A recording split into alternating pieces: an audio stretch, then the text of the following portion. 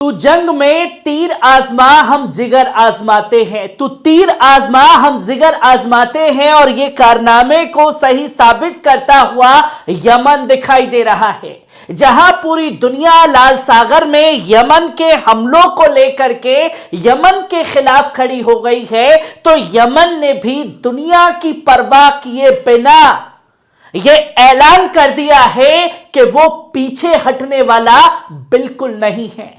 जहां एक के बाद एक ताबड़तोड़ हमले जो हैं वो यमन के जरिए किए गए। और आप लोगों को भी जंग के दौरान ये लगातार सवाल था कि यमन एक एक दो दो ड्रोन मिसाइलें क्यों छोड़ रहा है, एक साथ कई मिसाइल क्यों नहीं छोड़ रहा।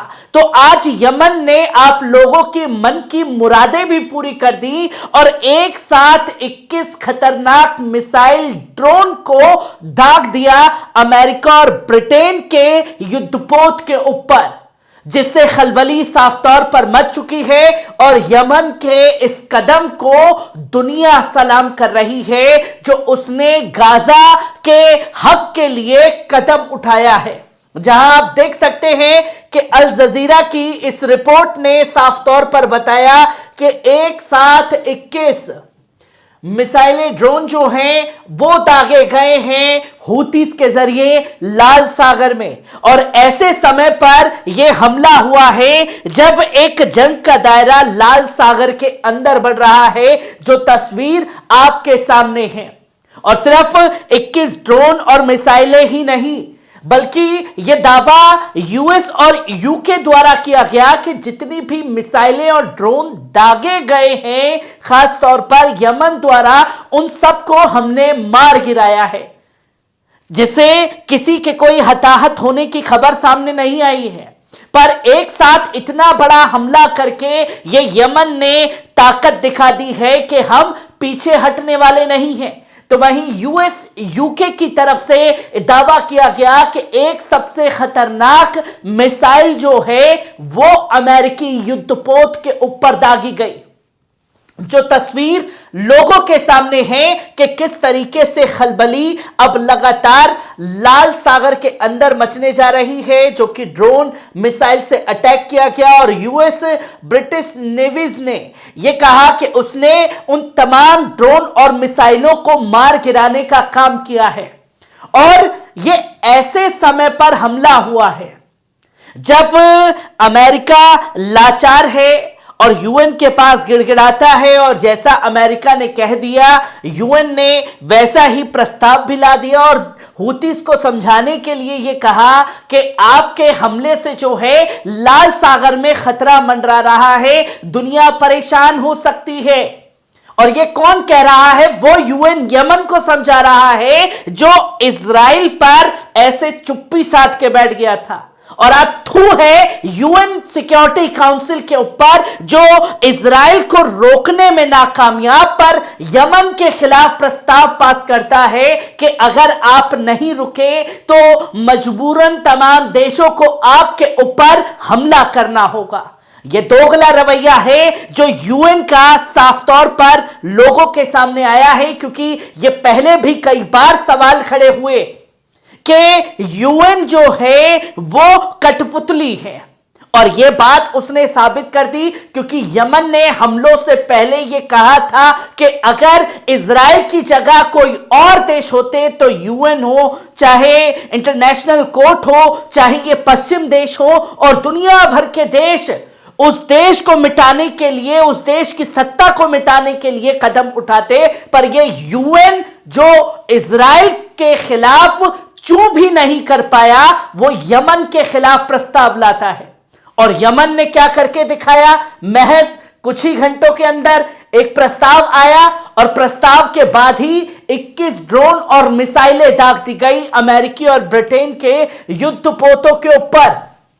एक मैसेज साफ तौर पर दे दिया गया है यूएन को, जो तस्वीर लोगों के सामने आई है। तो वहीं यूएन की चेतावनी के बाद भी यमन जो है पीछे नहीं हटा।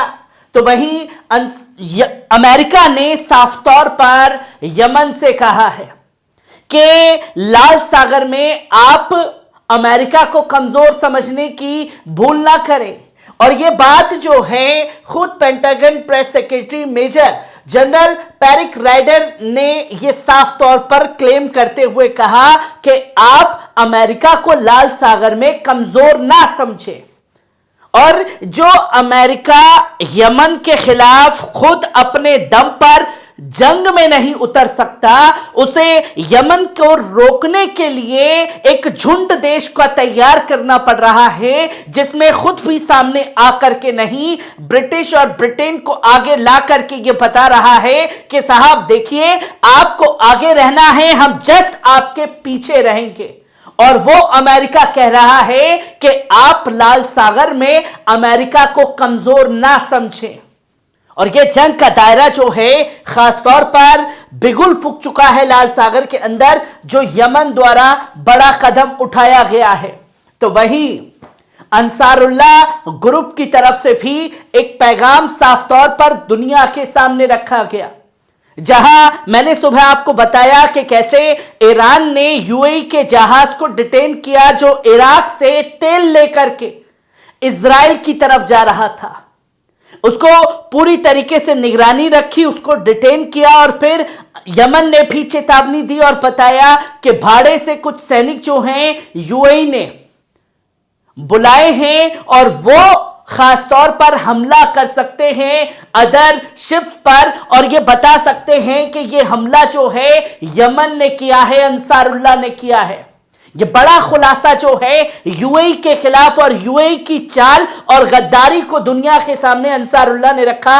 और secretary general Ansarullah movement political bureau के फदल अबू तालिब ने यह साफ तौर पर खुलासा किया कि भाड़े के सैनिकों को बुला करके यमन के ऊपर सारे आरोप मढ़े जा सकते हैं और यह हमला यूएई की तरफ से होगा ताकि यमन के ऊपर चढ़ाई करने का मौका मिल जाए। और हम पहले भी कहना चाहते हैं कि अगर यूएई इन हरकतों से नहीं सुधरा तो हमें मजबूर ना करें कि हम यूएई के ऊपर ही बमबारी शुरू कर दें, अपने मिसाइल दागना शुरू कर दें। एक बड़ा क्लैश जो है वो दुनिया के सामने आ रहा है और यूएन की धमकी, यूएन की चेतावनी को भी जूते की नोक के तले यमन ने कुचल डाला है, जहां 21 ताबड़तोड़ मिसाइलें और ड्रोन दाग करके अपना संकेत दे दिया कि हम इसी तरीके से जंग में शामिल रहेंगे जब तक इजराइल गाजा में नहीं रुकेगा, हम भी रुकने वाले हरगिज नहीं हैं। हर एक पहलू को आपके साथ साझा करता रहूंगा। दीजिए इजाजत।